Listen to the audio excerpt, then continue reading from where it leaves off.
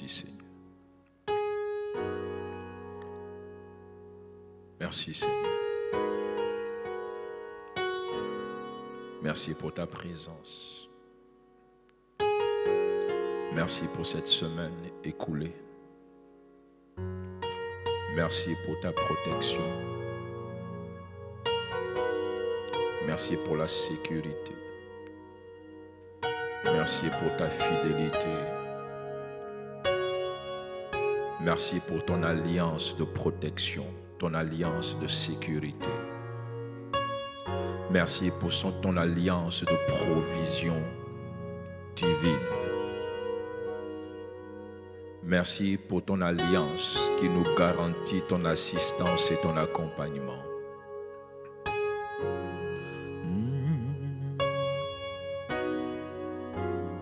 Seigneur, notre Dieu, tu es glorieux. Nous t'adorons et nous t'aimons. Que ton règne s'établisse sur la terre.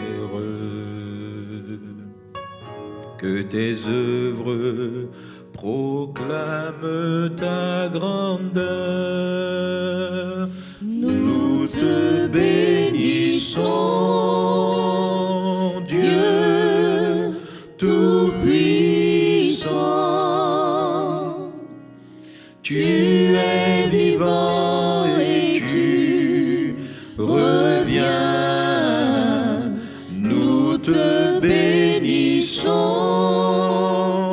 Dieu Tout-Puissant. Ton règne est éternel. Nous te bénissons, Dieu Tout-Puissant. Tu es vivant et tu reviens. Nous te bénissons, Dieu Tout-Puissant. Ton règne est éternel. Nous proclamons ce matin ton règne dans nos nations, ton règne dans nos demeures, ton règne dans nos vies, ton règne au milieu de ce chaos dans lequel les nations se trouvent. Nous proclamons ton règne, nous proclamons ta présence, nous proclamons ta fidélité, nous proclamons ton intervention, nous proclamons, Seigneur, ton ordre divin au milieu de ce chaos. Nous déclarons ce matin dans le nom de Jésus l'ordre divin. Nous proclamons ce matin, Seigneur, l'amour que tu nous as manifesté dans la personne de Jésus-Christ. Et nous déclarons et nous affirmons ce matin, Seigneur, que rien, absolument rien, pas même cette pandémie, Seigneur, ne pourra nous séparer de ton amour, l'amour que tu nous as pleinement manifesté dans la personne de Jésus-Christ de Nazareth. Nous déclarons qu'aucune cohorte de l'enfer, aucune armée de l'enfer, Seigneur, ne pourra nous séparer de ton amour. Et ce matin, c'est avec assurance que nous nous approchons, non pas du trône du jugement, mais du trône de la grâce, là où règne ta grâce, là où règne ton amour immérité, Seigneur. Cet amour qui ne peut être acheté, cet amour qui ne peut être mérité, mais cet amour, Seigneur, que tu nous as simplement manifesté Seigneur, par la personne de Jésus-Christ. Nous voulons prendre conscience ce matin, Seigneur, de la puissance de cet amour qui nous a gardés tout au long de cette semaine et qui nous permet ce matin de nous tenir dans ta présence, Seigneur. Merci pour la puissance de cet amour qui est chaque jour et sans cesse, Seigneur, à l'œuvre dans nos vies, qui nous garde, qui nous sécurise, qui nous protège, Seigneur, contre tous les assauts du monde des ténèbres. Seigneur, nous te rendons la gloire ce matin et nous bénissons ton Saint-Nom. Merci, Saint-Esprit. Tu es présent, tu es là. Père, à toi soit la gloire. Nous bénissons ta présence. Nous bénissons l'œuvre achevée et accomplie par Jésus-Christ notre Seigneur. À toi la gloire et la louange. Dans le nom de Jésus-Christ, nous avons ainsi prié. Et de là où vous êtes, je voudrais qu'ensemble nous puissions dire Amen à la présence de Dieu, Amen à la fidélité de Dieu, Amen à l'amour de Dieu, Amen à la grâce de notre Seigneur Jésus-Christ. Gloire au Seigneur. Bonjour à tous et soyez la bienvenue encore ce matin à notre culte dominical de ce dimanche 21 juin. Et ce dimanche 21 juin également coïncide avec la célébration de la fête des pères. Je voudrais souhaiter à tous les pères ce matin une bonne fête de pères. Que Dieu continue de vous bénir, continue de vous accorder sa grâce afin que vous puissiez assumer votre rôle de père dans votre maison et dans votre famille. Que Dieu nous bénisse. Alors, la thématique de ce matin, la thématique dans laquelle le Seigneur nous conduit ce matin, nous voulons parler de pourquoi. Nous l'avons intitulé ainsi, pourquoi devons-nous, après cette situation de crise dans laquelle nous nous trouvons, pourquoi devons-nous, lorsqu'on va permettre le déconfinement et que nous allons repartir à la vie normale, pourquoi devons-nous sortir pour témoigner et chercher à gagner des âmes? Et donc voici la thématique de ce matin, la thématique que nous voulons aborder ce matin. Pourquoi devons-nous, après le déconfinement, sortir pour témoigner et chercher à gagner des âmes? Et donc ce matin, nous voulons voir ensemble les raisons pour lesquelles nous, et quand je dis nous, entendez par là l'Église de Jésus-Christ, nous devons, après le déconfinement, sortir pour témoigner et chercher à gagner des âmes. Nous savons qu'à l'heure actuelle, la crise du Covid-19 a fait plus de 445 000 morts. Plus de 445 000 morts. En quelques mois, nous avons perdu des centaines de milliers d'entre nous sont morts. Que c'est bien triste. C'est véritablement triste. Triste d'autant plus que nous ne savons pas la condition spirituelle de toutes ces personnes qui sont mortes. Et quand nous parlons de la condition spirituelle de toutes ces personnes qui sont mortes, et donc nous voulons savoir par là, est-ce que avant de mourir, ces personnes se sont réconciliées avec Dieu ou pas du tout? Et donc après ce déconfinement, l'Église de Jésus-Christ doit pouvoir sortir, témoigner et chercher à gagner des âmes, parce que de plus en plus, vous devez comprendre que de plus en plus, le monde va aller de mal en pire, le monde va mal se porter, et il est important pour l'Église que nous sommes de continuer l'œuvre de l'évangélisation. Et donc la première raison pour laquelle il nous faut sortir pour témoigner et chercher à gagner des âmes, la première raison, nous irons la trouver dans le livre de Marc, le chapitre 16, le verset 15 à 16. Marc, le chapitre 16, le verset 15 à 16. Je m'en vais lire avec vous la parole de Dieu. Voici ce qui est dit. Puis il leur dit, le Seigneur Jésus-Christ, allez par tout le monde et prêchez la bonne nouvelle à toute la création. Celui qui croira et qui sera baptisé sera sauvé, mais celui qui ne croira pas sera condamné. Puis il leur dit, allez par tout le monde et prêchez la bonne nouvelle à toute la création. Celui qui croira et qui sera baptisé, comprenez-le bien, sera sauvé, mais celui qui ne croira pas sera condamné.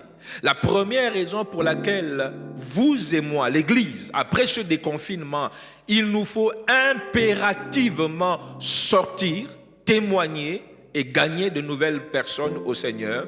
Dans ce texte que nous venons de lire de Marc chapitre 16, Jésus parle sans aucune ambiguïté.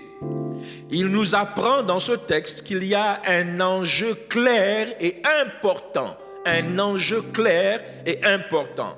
Quel est cet enjeu? Il s'agit ici du salut et de l'éternité des hommes et des femmes. Être sauvé ou être condamné, voilà l'enjeu. Celui qui croira et qui sera baptisé sera sauvé. Voici l'enjeu. Être sauvé, et celui qui ne croira pas sera condamné ou être condamné. Donc voici l'enjeu. La première raison pour laquelle il nous faut, après ce déconfinement, sortir, témoigner, parler de Jésus et gagner de nouvelles âmes, il y a un enjeu. Ne perdons pas de vue qu'il y a un enjeu. Et l'enjeu ici, c'est le salut et l'éternité des hommes et des femmes que nous côtoyons au quotidien.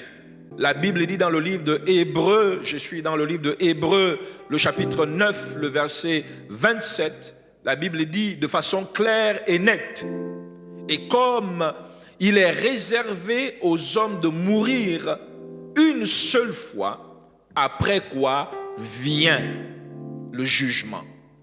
Et comme il est réservé aux hommes de mourir une seule fois, après quoi vient.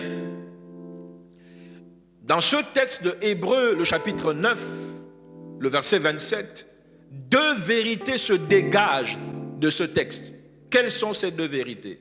L'auteur nous rappelle dans ce texte qu'il est réservé. Entendez par là, il est destiné, il est prévu que les hommes, il est prévu pour les hommes de mourir. Et donc s'il est prévu pour les hommes de mourir, n'envisagez pas la mort comme un non-événement. La mort n'est pas un non-événement, c'est-à-dire quelque chose qui ne va pas se produire. Le texte est clair, il est réservé aux hommes de mourir. La mort n'est pas un non-événement, elle va se produire pour certains beaucoup plus vite qu'on le croit. Et donc, les deux vérités qui se dégagent dans ce texte, premièrement, c'est que la mort n'est pas une fin, parce que le texte dit « Et comme il est réservé aux hommes de mourir une seule fois, après quoi vient ». Donc, la première vérité, c'est que la mort n'est pas une fin en soi, mais plutôt un passage vers une autre vie. C'est ce que le texte dit. Après quoi vient. Après la mort vient. Donc, la mort n'est pas une fin en soi, mais plutôt un passage vers une autre vie. La deuxième vérité que ce texte de Hébreux, le chapitre 9, le verset 27, nous apprend, c'est que le voyage le plus important que nous nous apprêtons à faire, que je m'apprête à faire et que toi également tu t'apprêtes à faire, le voyage le plus important que nous nous apprêtons à faire, c'est celui vers l'éternité. Et comme dans tout voyage, il doit se préparer et il nous faut nous préparer. Voici donc les deux vérités de ce texte. Je voudrais nous rappeler que si aujourd'hui nous sommes sauvés par le Seigneur Jésus-Christ, si aujourd'hui nous sommes sauvés, nous sommes enfants de Dieu, cela s'est produit ou bien cela a eu lieu à travers le témoignage ou l'évangélisation de quelqu'un. Ça veut dire que quelqu'un un jour nous a évangélisés, Quelqu'un un jour nous a parlé de Jésus. Et si aujourd'hui nous sommes sauvés par le Seigneur, c'est à travers le témoignage ou l'évangélisation de quelqu'un. Une personne, ça a certainement été une personne de notre entourage, un ami, un membre de notre famille, un collègue de travail ou un voisin. En fait, ce qu'il faut comprendre, c'est que ça a été la voie par laquelle nous avons été amenés à ouvrir notre cœur à Jésus-Christ et à le recevoir comme notre Seigneur et notre Sauveur personnel à travers une personne de notre entourage. Maintenant, vous devez comprendre, et c'est important de le savoir, il nous faut comprendre que nous n'avons pas été sauvés pour juste être sauvés. Je le répète, nous n'avons pas été sauvés pour juste être sauvés. J'entends par là, nous n'avons pas été sauvés pour juste nous tourner les pouces en attendant d'aller au ciel. Oh que non. Vous devez comprendre que le salut des hommes est tellement important, leur éternité est tellement important aux yeux de Dieu, que Dieu, après nous avoir sauvés, ne nous a pas aussitôt rapatriés au ciel, il nous a laissés sur la terre. Pourquoi, après nous avoir sauvés, Dieu ne nous a pas automatiquement rapatriés au ciel, mais il nous a laissés sur la terre? L'intention de Dieu, après nous avoir sauvés, ce n'était pas de nous rapatrier directement au ciel, non. D'ailleurs, dans Jean le chapitre 17, le verset 15, son intention est claire, l'intention du Seigneur est claire dans ce texte. Qu'est-ce qu'il dit? Je ne te prie pas, Père, de les ôter du monde. Ceux-là qui ont cru, ceux-là qui sont sauvés, voici ce qu'il dit à l'endroit de ceux qui sont sauvés, je ne te prie pas de les ôter du monde. Donc ça veut dire que l'intention du Seigneur, après nous avoir sauvés, n'était pas de nous rapatrier automatiquement, bien aussitôt au ciel. Dans la version parole vivante, il dit ceci: je ne te demande pas de les retirer du monde, mais de les protéger du mauvais. Donc, il ne voulait pas qu'aussitôt sauvés, vous soyez rapatriés au ciel. C'est qu'il y avait une bonne raison. La raison pour laquelle le Seigneur, après vous avoir sauvés, ne vous a pas rapatriés au ciel, la raison est simple. Quelle est la raison? Il nous a laissés sur la terre pour que nous aussi, nous soyons des canaux, des instruments qui véhiculent la bonne nouvelle autour de nous. À travers nos témoignages, à travers l'évangélisation, Dieu veut voir plusieurs personnes être sauvées à travers notre témoignage, à travers nos sorties d'évangélisation, et c'est la raison fondamentale pour laquelle il nous a laissés sur la terre. Vous devez comprendre la raison pour laquelle vous avez été sauvés, la raison pour laquelle Dieu vous laisse encore sur la terre, parce qu'il veut qu'à travers vous, à travers nous, nous soyons des canaux par lesquels d'autres personnes sont sauvées, et surtout les personnes de notre entourage. Donc voici la première raison pour laquelle il nous faut sortir, témoigner et gagner de nouvelles personnes. La deuxième raison pour laquelle il nous faut, après ce déconfinement, sortir, témoigner et gagner des âmes. La deuxième raison, nous irons la trouver toujours dans le texte de Marc, le chapitre 16, le verset 15 à 16. Jésus dit: allez par tout le monde. Allez par tout le monde. La deuxième raison, c'est parce que c'est un commandement du Seigneur. Pourquoi il nous faut sortir, témoigner et gagner des âmes? Parce que c'est un commandement du Seigneur. Aller ici parle d'un mouvement que nous devons faire. Aller vers ces personnes, les gens de notre entourage. C'est un commandement. Il n'a pas dit si vous avez le temps. Le texte ne dit pas si vous avez le temps. Le texte ici ne dit pas si vous avez des dispositions de cœur qu'il le faut. Ce n'est pas ce que le texte dit. C'est un commandement. Chaque croyant et chaque enfant de Dieu doit comprendre qu'il a le devoir et qu'il doit le faire. C'est de notre responsabilité et c'est notre devoir en tant qu'enfant de Dieu de sortir, témoigner et gagner de nouvelles personnes au Seigneur. Toujours par rapport à la deuxième raison, pourquoi il nous faut sortir après ce déconfinement, témoigner et gagner des âmes. Je voudrais lire avec vous Jean le chapitre 20, le verset 19 à 21. Jean chapitre 20, le verset 19 à 21. Voici ce que la Bible dit. Le soir de ce jour, qui était le premier de la semaine, les portes du lieu où se trouvaient les disciples étaient fermées à cause de la crainte qu'ils avaient des Juifs. Jésus vint, se présenta au milieu d'eux et leur dit: la paix soit avec vous. Verset 20. Et quand il eut dit cela, il leur montra ses mains et son côté. Les disciples furent dans la joie en voyant le Seigneur. Verset 21. Jésus leur dit de nouveau: la paix soit avec vous. Comme le Père m'a envoyé, moi aussi je vous envoie. Laissez-moi revenir sur le contexte de ce texte. Nous sommes ici après la résurrection du Seigneur. Et quand nous parlons de la résurrection du Seigneur, rappelez-vous qu'il y a quelques jours en arrière, ils avaient vu ce Jésus qui se présente au milieu d'eux, vivant. Il y a quelques jours en arrière, ils avaient été témoins de sa mort. Ils avaient été témoins des conditions atroces et inhumaines que Jésus avait subies. Ils avaient vu le Seigneur rendre l'âme.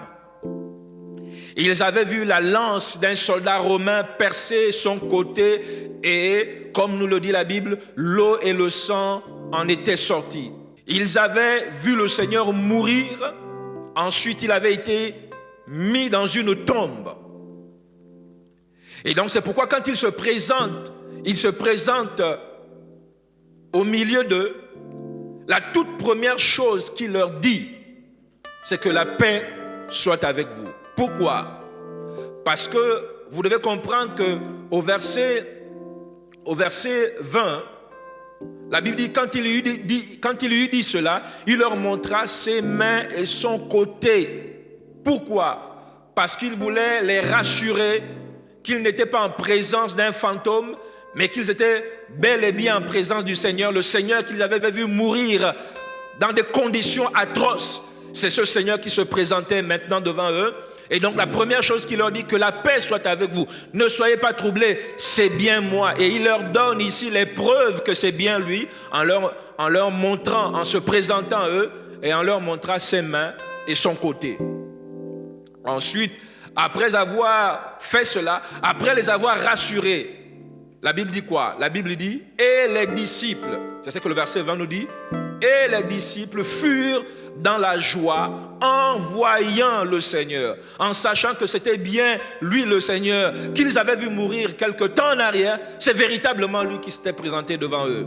Ensuite, il ne leur laisse pas le temps de se réjouir et de fêter son retour parmi eux.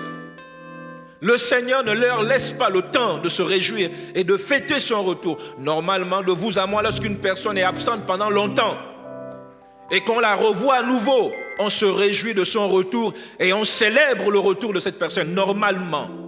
Surtout la manière dont le Seigneur était parti, la manière dont il était mort, normalement, il devait se réjouir du retour du Seigneur.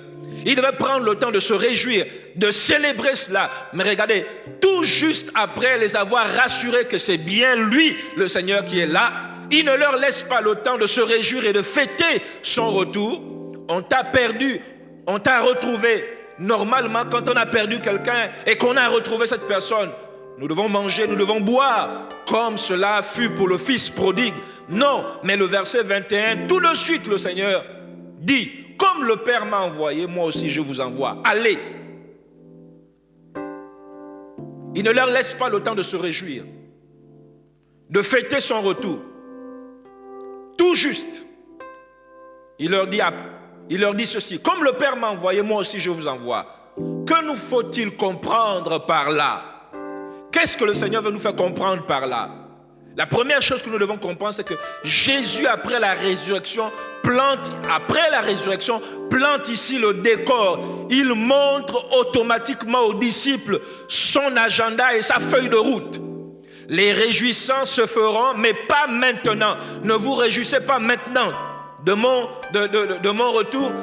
Les réjouissances se feront lors des noces de l'agneau dans le ciel, mais pour le moment, voici, Jésus montre aux disciples ici l'urgence, ce qui est essentiel. Concentrez-vous sur ce qui est important. Et ce qui est important, c'est quoi? Jésus place le salut des hommes et des femmes que nous côtoyons tous les jours comme la priorité de toutes les priorités.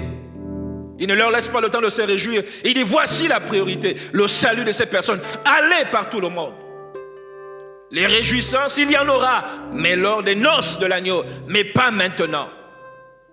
Donc nous voyons ici qu'après la résurrection, le Seigneur plante le décor de son agenda et de sa feuille de route. Quel est son agenda? Et dans son agenda, la priorité, il met un accent particulier sur le salut des hommes et des femmes.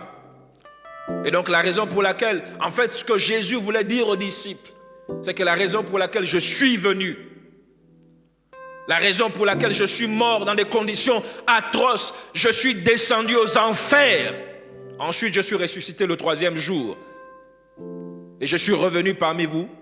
Il est en train de leur dire à travers ce texte de Jean, c'est pour que d'autres personnes, c'est pour le salut du plus grand nombre. Et donc vous devez comprendre cela.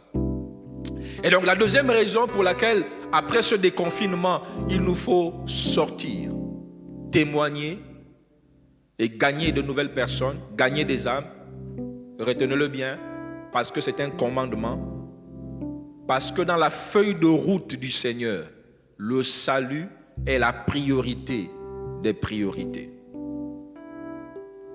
Et donc ma prière, c'est que après ces événements, l'Église de Jésus se lève.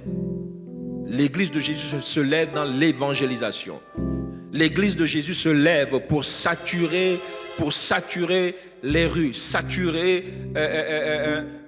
les endroits, les espaces, pour témoigner du Seigneur Jésus-Christ, parce que c'est un commandement. Rappelez-vous, la Bible dit, après la mort vient.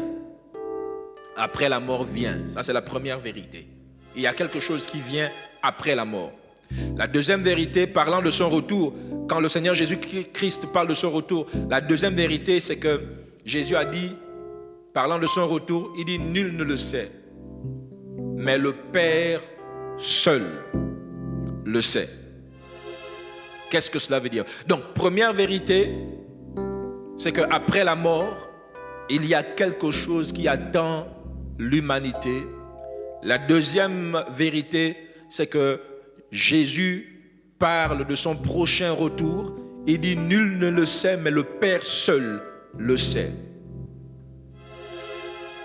Bien-aimés dans le Seigneur, une échéance. Vous devez comprendre qu'une échéance, j'entends par là une date à laquelle un événement des plus importants qui doit se produire a déjà été arrêté. Le retour du Seigneur Jésus-Christ a déjà été arrêté par le Père.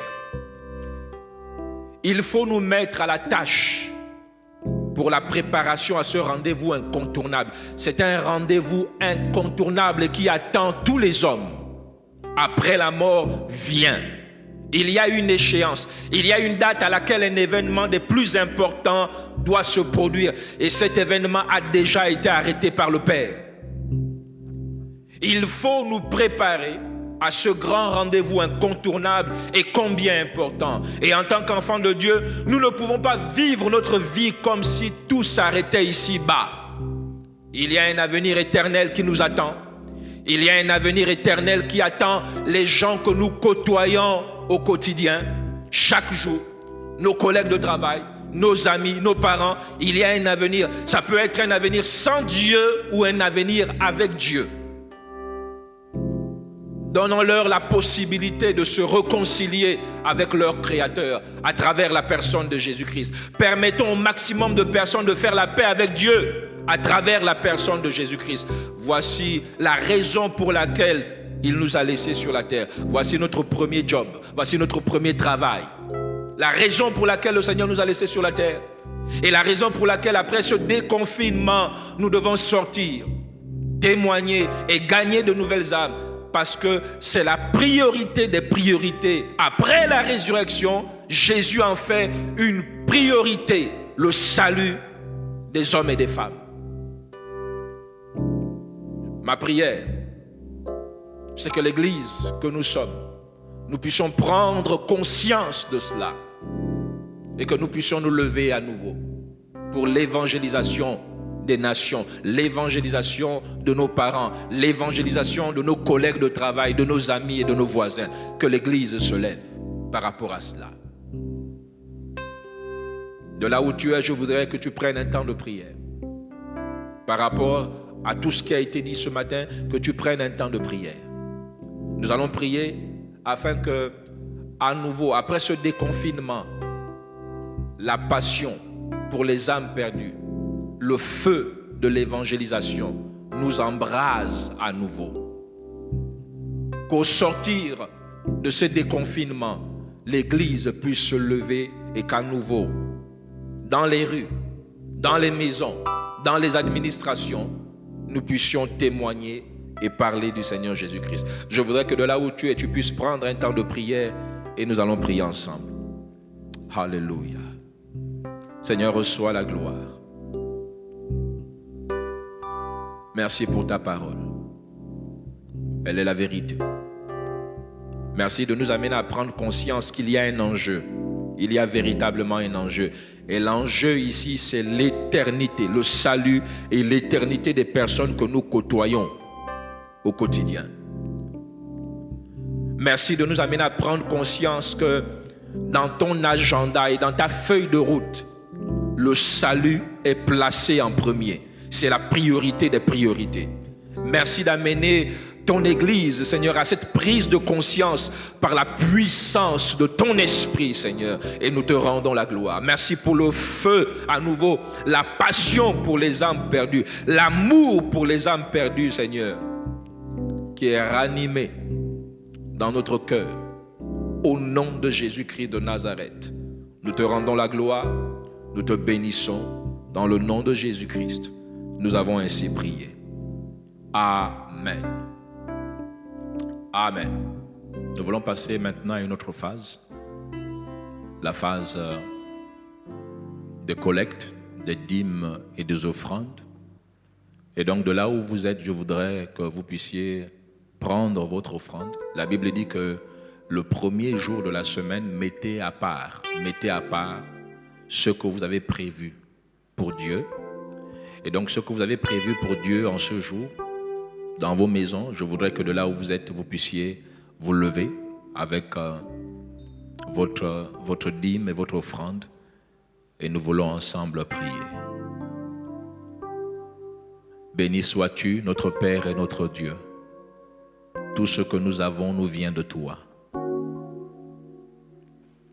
Et c'est avec un cœur plein de reconnaissance qu'en retour nous t'apportons ces dîmes et ces offrandes. Et nous prions, Seigneur, que les faveurs, les grâces et les bénédictions attachées à ce acte d'obéissance et d'adoration soient relâchées sur nos vies au nom de Jésus-Christ de Nazareth. Seigneur, merci de continuer de bénir ces familles qui alimentent ta maison, qui veillent à ce que dans ta maison, il y ait de la nourriture en abondance. Ouvre en leur faveur les écluses des cieux. Et je prie que la bénédiction de l'Éternel, qui ne se fait suivre d'aucun chagrin, soit dans ces temps leur partage au nom de Jésus-Christ de Nazareth. Seigneur, reçois la gloire et la louange dans le nom de Jésus. Amen. Vous pouvez également, pour vous qui nous suivez, aux différents numéros qui s'affichent, faire votre envoi par Airtel Money dans nos différentes paroisses. Je viens encore souhaiter à tous les papas, à tous les pères, bonne fête de Père et que Dieu vous bénisse. Bon début de semaine et bon dimanche.